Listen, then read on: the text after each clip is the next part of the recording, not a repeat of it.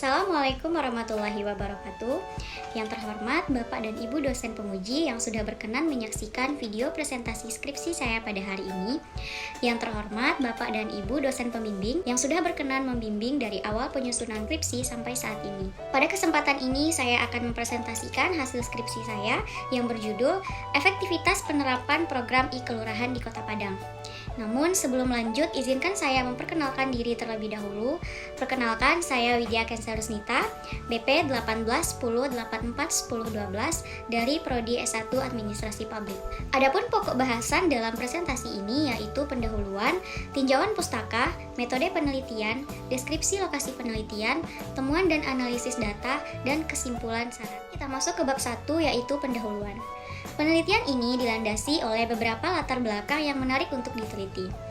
Di Indonesia, penerapan e-government diamanatkan melalui Instruksi Presiden Nomor 3 Tahun 2003 tentang Kebijakan dan Strategi Nasional Pengembangan e-government. Sehubungan dengan impres tersebut, maka sampai saat ini sudah banyak organisasi dan lembaga yang sudah menerapkan sistem e-government dalam menyelenggarakan tugas dan fungsinya. Salah satu pemerintah daerah yang sudah menerapkan konsep e-government adalah pemerintah Kota Padang, Sumatera Barat melalui konsep Smart City. Kota Padang telah dicanangkan sebagai salah satu dari 100 kota Smart City oleh pemerintah pusat sejak tahun 2018. Keseriusan Kota Padang dalam mengembangkan Smart City dibuktikan dengan capaian Indeks Sistem Pemerintahan Berbasis Elektronik atau SPBE yang menunjukkan peningkatan dari tahun ke tahun. Tidak hanya itu, pada akhir tahun 2020, pemerintah Kota Padang menerima 3 penghargaan Top Digital Awards atau TDA atas upaya yang dilakukan pemerintah Kota Padang dalam mengadopsi teknologi digital untuk meningkatkan pelayanan publik. Salah satu dimensi yang paling erat kaitannya dengan pelayanan publik adalah smart governance. Ini juga menjadi salah satu perhatian khusus bagi pemerintah Kota Padang. Nah, salah satu program yang dapat menyentuh langsung dan memberikan pelayanan dasar kepada masyarakat adalah program I-Kelurahan. I-Kelurahan merupakan layanan digital administrasi kependudukan di tingkat kelurahan yang digunakan sebagai sarana untuk mempermudah kelurahan dan masyarakat dalam proses penerbitan surat. Tujuan diterapkannya program I-Kelurahan antara lain meningkatkan kualitas pelayanan di tingkat kelurahan, integrasinya data kota dengan data kelurahan, terwujudnya transparansi dan keterbukaan informasi publik, pemanfaatan data SIA dan BDT, dan yang terakhir, tergeneralisasinya seluruh aplikasi yang ada di 104 kelurahan di Kota Padang sehingga tidak ada kesenjangan antara kelurahan dengan modal besar dan kecil. Pada tahap awal penerapan I-Kelurahan, pemerintah Kota Padang menunjuk 11 kelurahan yang sekaligus ditetapkan sebagai pilot project pelaksanaan I-Kelurahan. Berikut ini merupakan data jumlah jenis layanan yang telah diselesaikan selama tahun 2020. Dari data tersebut, dapat dilihat bahwa terdapat kekosongan layanan selama berbulan-bulan dan perbandingan yang signifikan dari beberapa kelurahan. Hal ini tentu saja jauh dari harapan ditunjuknya kelurahan tersebut menjadi kelurahan pilot project I-Kelurahan. Maka dari itu, pada penelitian ini, peneliti memfokuskan lokus penelitian di 2 kelurahan, yaitu Kelurahan Anduring dan Kelurahan Kampung Pondok. Dari observasi awal yang telah peneliti lakukan, ditemukan beberapa fenomena dalam penerapan I-Kelurahan. Yang pertama, perbedaan yang signifikan dan kekosongan layanan I-Kelurahan selama berbulan-bulan yang dapat kita lihat dari tabel sebelumnya. Yang kedua, masih ditemukan kelurahan yang menggunakan layanan secara manual, seperti Kelurahan Kampung Pondok. Berdasarkan temuan peneliti, jumlah layanan manual selama tahun 2020 yang telah dilakukan adalah 287 layanan, sedangkan layanan yang memanfaatkan I-Kelurahan hanya 9 layanan. Yang ketiga, gangguan pada sistem aplikasi. Sering didapati bahwa I-Kelurahan ini error atau tidak dapat diakses sehingga layanan dialihkan kembali secara manual. Pemanfaatan I-Kelurahan masih terbatas dalam penyampaian layanan online. Masyarakat masih banyak yang belum menggunakan I-Kelurahan, jadi layanan ini tidak sepenuhnya dilakukan secara online. Terakhir, kurangnya informasi mengenai penyelenggara layanan, baik itu tautan, website, atau kontak pada I-Kelurahan. Layanan khusus untuk komunikasi publik juga tidak dihadirkan. Berdasarkan beberapa permasalahan yang telah peneliti paparkan di atas, maka rumusan masalah dari penelitian ini adalah bagaimana efektivitas penerapan program I-Kelurahan di Kota Padang. Tujuan penelitian untuk mendeskripsikan dan menganalisis bagaimana efektivitas penerapan program I-Kelurahan di Kota Padang. Adapun manfaat teoritis adalah untuk memberikan kontribusi bagi ilmu administrasi publik, konsentrasi manajemen publik, khususnya dalam kajian efektivitas penerapan program I-Kelurahan. Sedangkan manfaat praktisnya adalah untuk memberikan gambaran nyata mengenai efektivitas efektivitas penerapan program e-kelurahan di Kota Padang. Baik, kita lanjut ke bab 2, yaitu tinjauan pustaka. Penelitian yang relevan. Pertama, penelitian dari Endah Mustika Ramdhani, penelitian yang dilakukan oleh Fristiza Duitami dan Nora Eka Putri. Yang terakhir, penelitian yang dilakukan oleh Ira Mayanti mengenai implementasi inovasi e-kelurahan, pelayanan kelurahan berbasis elektronik pada kelurahan di Kota Padang. Pada penelitian ini, peneliti memilih menggunakan teori efektivitas e-government, yaitu Six Dimensional Assessment Tools yang dikemukakan oleh Timothy Dolan. Adapun 6 dimensi yang akan menjadi pisau analisis diantaranya. Yang pertama, security system. Yang kedua, integrated database development. Yang ketiga, intra-agency hierarchy integration. Yang keempat, inter-agency lateral coordination. Yang kelima, interactive public access and online service provision. Dimensi keenam yaitu transparansi struktur dan proses. 6 dimensi ini sangat kompleks dan rinci dan secara khusus menganalisa efektivitas penerapan program e-government. Yang dianalisa tidak hanya dari fungsi internal pemerintah saja, tetapi juga menganalisis dari segi infrastruktur aplikasi dan perspektif pengalaman publik atau masyarakat sebagai pengguna. Selanjutnya, skema pemikiran dari penelitian ini dapat dilihat dari bagian berikut. Adapun definisi konsep yang digunakan, yang pertama e-government, yang kedua efektivitas e-government, yang ketiga program e-kelurahan di Kota Padang. Untuk definisi operasional dapat dilihat pada tabel berikut. Kita masuk ke bab 3, yaitu metode penelitian.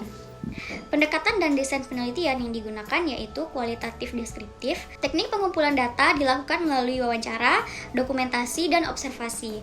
Adapun teknik pemilihan informan yaitu purposive sampling. Peran peneliti dalam penelitian ini yaitu sebagai instrumen utama. Adapun proses penelitian dimulai dari perumusan masalah, observasi, wawancara, dan mengumpulkan dokumen terkait. Unit analisis yaitu kelompok, karena e-kelurahan merupakan integrasi layanan yang membutuhkan kerjasama yang tupoksinya terkait dengan layanan ini, yaitu bagian pemerintahan Sekretariat Daerah Kota Padang, Dinas Kominfo Kota Padang, Dinas Kependudukan dan Pencatatan Sipil Kota Padang, Kelurahan Anduring, dan Kelurahan Kampung Pondok. Teknik analisis data yaitu mengumpulkan data, reduksi data, penyajian data, dan penarikan kesimpulan. Sedangkan untuk teknik keabsahan data dilakukan melalui triangulasi sumber data. Bab 4, deskripsi lokasi penelitian. Penelitian ini dilakukan di Kota Padang, Provinsi Sumatera Barat. Untuk lokusnya terdapat di 6 instansi pemerintahan sebagai penyelenggara dari layanan e-kelurahan dan analisis data. Variabel 1 indikator pertama ditemukan bahwa tahun 2020 e-kelurahan pernah dihack sehingga tidak dapat digunakan sementara waktu. Setelah itu, keamanan e-kelurahan mengalami peningkatan dengan pergantian HTTP ke HTTPS. Adapun firewall lain yang diterapkan untuk memproteksi e-kelurahan berupa proteksi formulir dengan CSRF, penggunaan antivirus, penggunaan intrusion prevention system yang dapat mendeteksi dan mencegah masuknya ancaman ke dalam sistem. Rangkaian keamanan ini dapat memperkecil kemungkinan serangan pada e-kelurahan. Indikator kedua kaitan dengan keamanan si pengguna saat mengakses informasi pada e-kelurahan dan keamanan terhadap dokumen yang dikeluarkan dari e-kelurahan.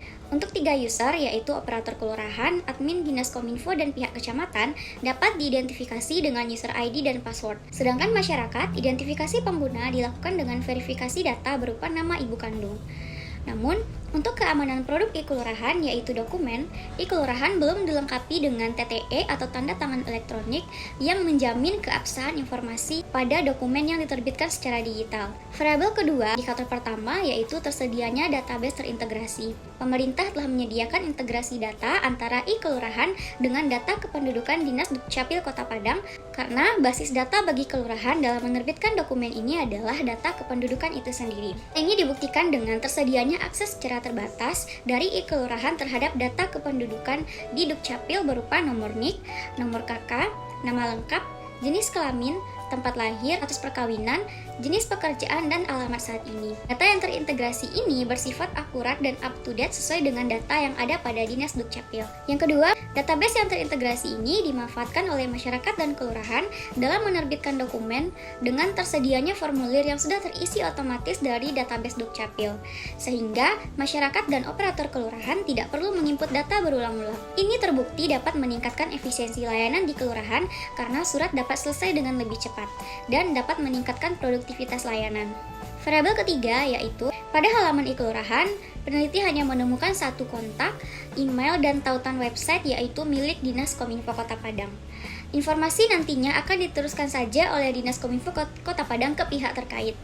Ini membuat jalur komunikasi yang semakin panjang dan lama, sedangkan pemerintah dituntut lebih cepat tanggap dalam merespon kebutuhan masyarakat. Variabel keempat, konektivitas lateral ditunjukkan dengan adanya hubungan kerjasama yang dilakukan dengan pihak ketiga selama penerapan e-kelurahan.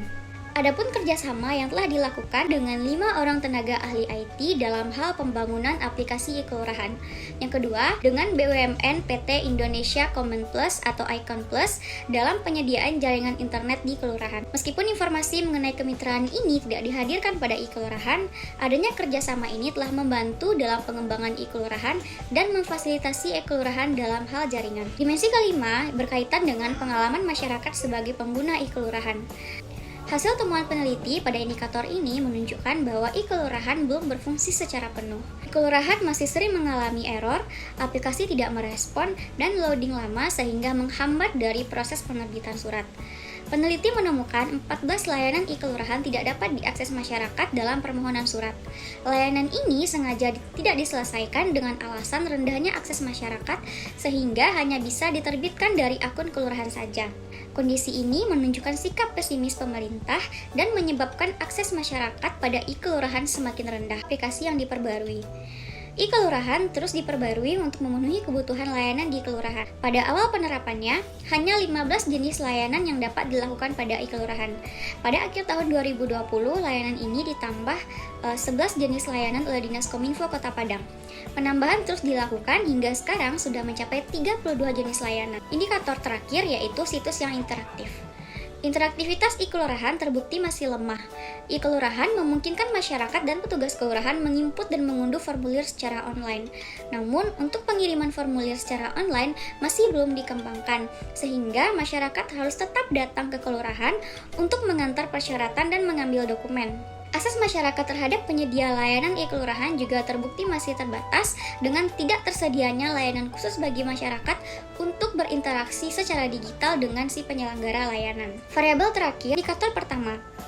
E-kelurahan belum menyediakan informasi profil ataupun struktur masing-masing kelurahan. Hal ini karena terbatasnya fungsi e-kelurahan saat ini. Penyediaan informasi ini dialihkan ke halaman fanpage Facebook yang dibuat terpisah dan tidak juga ditautkan ke e-kelurahan. Selanjutnya, transparansi proses.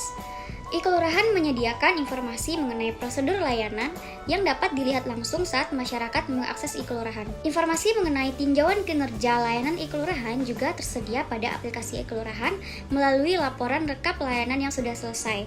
Ini dapat diakses oleh stakeholder terkait, diantaranya pihak kelurahan, Dinas Kominfo, dan pihak kecamatan. Indikator terakhir yaitu umpan balik.